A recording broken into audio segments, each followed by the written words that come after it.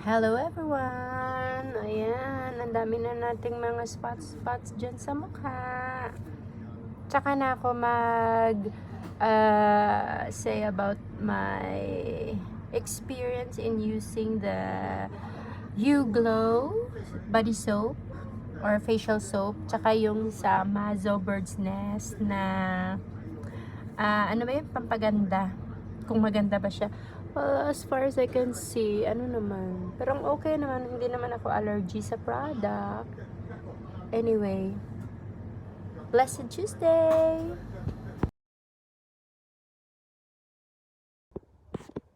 Blessed Sunday! Oh my, so far so good. Ang ganda ng skincare na ginagamit ko, yung bird nest na skincare. In fairness, ang ganda. Antay ko na lang yan mag-lighten. Yan, thank you. Blessed Sunday.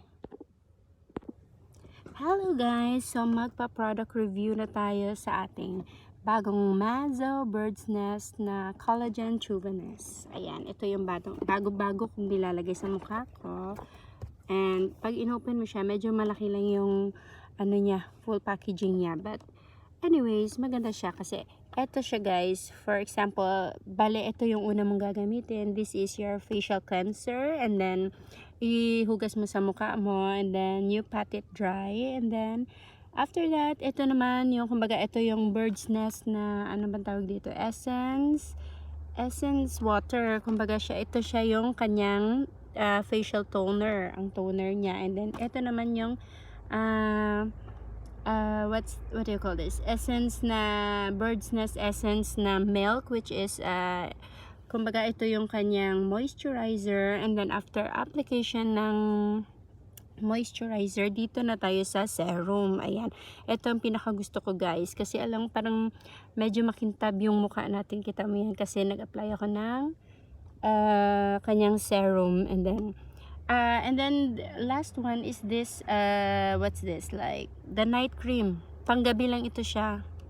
And then before kang matulog, after application mo ng night cream, dito ka na sa kanyang eye cream. Di ba bongga, may eye cream siya. Pero ina-apply ko lang yung eye cream after ko na, pag matutulog na ako. Kasi di ba nagdudut-dut pa tayo. And then after magdut-dut, kung patutulog na tayo, that's the time na ilalagay ko na yung eye cream niya. Di ba?